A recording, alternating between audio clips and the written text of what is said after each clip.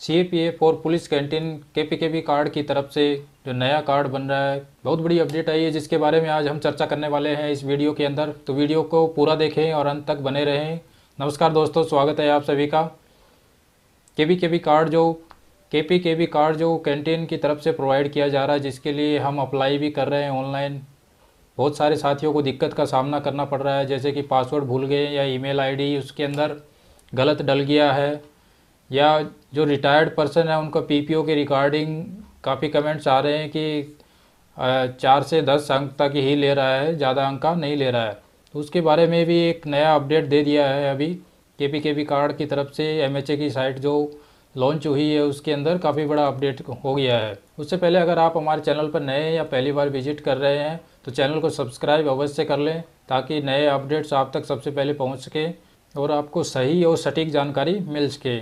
जो साथी पासवर्ड भूल गए या लॉगिन नहीं कर पा रहे हैं उनको बता दें कि अभी फॉरगेट पासवर्ड का ऑप्शन आ चुका है, और अब आप फॉरगेट पासवर्ड पर जाकर अपना नया पासवर्ड बना सकते हैं। जो ईमेल आईडी आपने दिया हुआ है वही ईमेल आईडी डालना है और नया पासवर्ड क्रिएट कर लेना है। आइए देखते हैं स्क्रीन पे क्या क्या अपडेट दिया है। देखिए, अब जैसे ही कंज्यूमर लॉगिन पर क्लिक करेंगे, ये हमने वेबसाइट खोल ली है। कंज्यूमर लॉगिन पर क्लिक करना है। अगर आपने अभी तक कंज्यूमर लॉगिन नहीं बनाया है, आपका रजिस्ट्रेशन कंप्लीट नहीं हुआ है, आप न्यू रजिस्ट्रेशन पर क्लिक करके अपना नया रजिस्ट्रेशन कर सकते हैं। यहाँ पर भी कुछ अपडेट किया है इन्होंने। देखिए नीचे इस पेज के ऊपर भी कुछ इंस्ट्रक्शंस दी हैं जो आप लोग गलती करते हैं उसकी रिगार्डिंग अभी यहाँ पर कुछ इन्फॉर्मेशंस भी डाल दी है, जैसे कि consumer are requested to keep the following information handy before filling the consumer registration form. मतलब इनका कहना है कि अगर आप ये चीज़ें जो नीचे लिखी हुई हैं अगर आप साथ में नहीं रखोगे, आपका किसी वजह से आपका लिंक फेल होगा,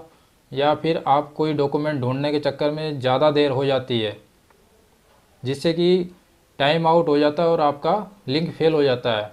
तो इसलिए इंस्ट्रक्शंस इसमें दी गई है कि आप पहले इनको रेडी रखें। हमने पहले भी वीडियो बनाया, उसके अंदर भी बताया कि ये कुछ चीज़ें हैं जो आपको अपने फॉर्मेट में पीडीएफ जेपीजी फॉर्मेट जो होता है, और जो आपके आधार कार्ड हैं डिपेंडेंट के, उनको हैंडी रखना है, मतलब तैयार रखना है कि तुरंत आपने जैसे फॉर्म खुलता है, ये जस्ट 4 से 5 मिनट के अंदर आपका पूरा प्रोसेस हो जाना चाहिए। अगर इससे ज़्यादा टाइम लगता है तो आपका टाइम आउट हो जाता है और लिंक फेल होने की आशंका सबसे ज़्यादा रहती है। तो देखते हैं नेक्स्ट क्या क्या दिया है। देखिए इसके अंदर पैन कार्ड है जो आपका मैंडेटरी है, सर्विस नंबर जो यूनिक आइडेंटिफिकेशन नंबर होता है। बहुत सारे साथियों को दिक्कत आ रही है कि इसके अंदर सर्विस नंबर के अंदर क्या डालना है। जो भी सीएपीएफ फोर्सेज हैं उनका एक यूनिक नंबर दिया जाता है, उनको अलॉट होता है, वो सिर्फ उसी बंदे को होता है, दूसरे को नहीं होता है, तो वो उसका नंबर डालना है। बहुत सारे फोर्सेज में जो आपका यूनिक फोर्स नंबर है उसी के नंबर के ऊपर ही आपका जो फोर्स आईडी है, जो आई कार्ड बना हुआ है, वो बन जाता है। तो वो नंबर आप इसमें डालना है। उसके बाद में दे रहा है कि this can be ID card issued for serving और PPO number for retired. PPO number जो आपका 30 नंबर का होगा वो रिटायर्ड पर्सनस के लिए होगा, वो इसके अंदर फिल करना है। अभी आप इसमें रजिस्ट्रेशन कर पाएंगे। पहले ये थोड़ी दिक्कत आ रही थी कि इसके अंदर पीपीओ नंबर नहीं ले रहा था, 4 से 10 अंक तक ही ले रहा था, तो अभी उसको अपडेट कर दिया है। आप उसके अंदर पीपीओ नंबर डाल के उसके अंदर लॉगिन कर पाएंगे। उसके बाद में तीसरे नंबर पे है digital photo for upload, maximum size दे रहा है 140 KB फॉर्मेट, जेपीजी, पीएनजी और पीएनजी फॉर्मेट ही है।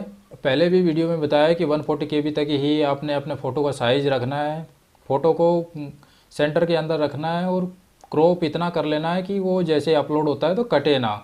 कई बार क्या होता है कि जो आप फ़ोटो अपलोड कर रहे हैं वो या तो आपका ऊपर से सर कट जाता है या आपका ठीक से आ नहीं रहा, ब्लर हो जाता है। तो फ़ोटो को अपना आराम से अच्छे से उसको सेट कर लीजिए, क्रॉप कर लीजिए।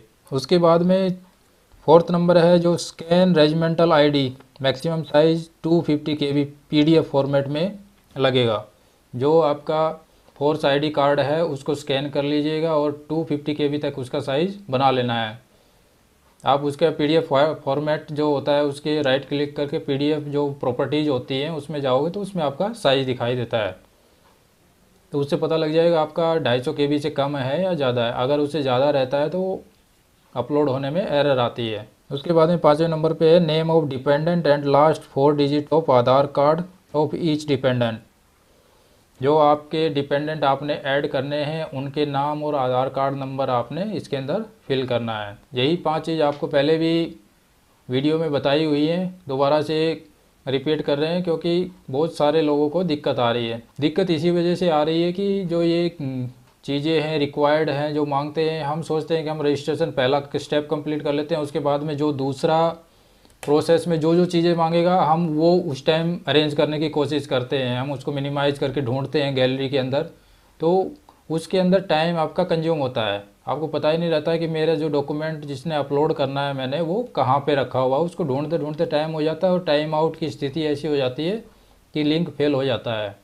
अगर आपको इस जो 4 स्टेप दिए होते हैं इसमें, जो आपके personal info, verify contact, additional info, preview and submit, ये आपको 4 से 5 मिनट के अंदर अगर आप कर देते हैं तो आपका लिंक फेल नहीं होगा, आपका सबमिट हो जाएगा।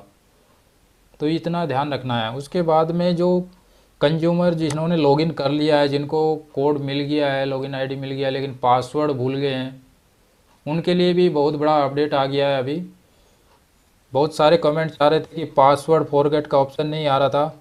तो जो कंज्यूमर लॉगिन पर जैसे ही आप क्लिक करेंगे तो वहाँ पर देखिए आपको नीचे फॉरगेट पासवर्ड का ऑप्शन आ गया है। जैसे ही आप फॉरगेट पासवर्ड पर क्लिक करेंगे आपके सामने नया विंडो जो खुलेगा, उसके अंदर आपने यूज़र नेम डालना है। खाली जो यूज़र नेम आपका ईमेल आईडी है उस ईमेल आईडी को फिल करना है और जो कैप्चा दिया हुआ है उसके अंदर उसको कर देना है। जैसे फॉरगेट पासवर्ड का हम प्रोसेस करके देख लेते हैं। अपना यूज़र नेम जो ईमेल आईडी दिया था रजिस्ट्रेशन के टाइम पे वही देना है, उसके बाद में कैप्चा फिल करना है और इसके बाद में गेट ओटीपी पर क्लिक कर देना है। इसमें देखिए इस स्क्रीन के अंदर आपको ओटीपी नहीं दिया जा रहा है। इस स्क्रीन पर ये आपके रजिस्टर्ड मोबाइल नंबर के ऊपर ही सेंड किया जा रहा है। आपके रजिस्टर्ड मोबाइल नंबर पर ये ओटीपी आएगा और ओटीपी डालना और नया पासवर्ड जो चूज़ करना है आपने याद रखना है, लिख लेना है और उसके बाद में कन्फर्म करना है। सेम पासवर्ड डाल के अपडेट पासवर्ड कर देना है, आपका पासवर्ड रीसेट हो जाएगा। उसके बाद में जैसे ही रीसेट पासवर्ड हो जाता है आपने कंज्यूमर लॉगिन पर क्लिक करना है और अपना यूज़र नेम जो ईमेल आईडी है वो डालना है, नया पासवर्ड डालना है। इसके बाद में कैप्चा डाल के एक्सेस कोड पर क्लिक करेंगे तो आपको ओटीपी मांगेगा, ओटीपी डालकर आपने लॉगिन कर लेना है। वहाँ पर आपका अकाउंट खुल जाएगा और अकाउंट में आपका जो कोड दिया हुआ है आपका सक्सेसफुली सबमिट हुआ है, वो कोड आपको सब्सिडरी भंडार में जाके दिखाना है और अपना कार्ड को अप्रूव करा लेना है। अगर आपका कोई डिटेल आपका मिसिंग है, डिपेंडेंट मिसिंग है या आपने गलत डिटेल्स फिल की हुई है तो वहाँ से आप अपना कार्ड को एक बार रिजेक्ट करवा लीजिएगा। रिजेक्ट करवाने के बाद में अपना अकाउंट लॉगिन करना है। लॉगिन करने के बाद में आपका रीअप्लाई का एक ऑप्शन आएगा उसके अंदर।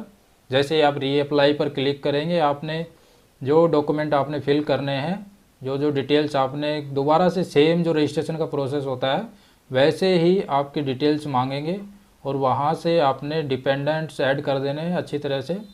जो जो आपकी डिटेल्स करेक्ट होंगी वो फिल करके सबमिट कर देना और आपने दोबारा से उसको अप्रूव करा लेना है। आशा करता हूँ मेरे द्वारा दी गई जानकारी आपको पसंद आई होगी। वीडियो को ज़्यादा से ज़्यादा लाइक और शेयर करना ना भूलें। मिलते हैं अगले वीडियो में ऐसे ही किसी रोचक जानकारी के साथ में। तब तक के लिए जय हिंद, जय भारत।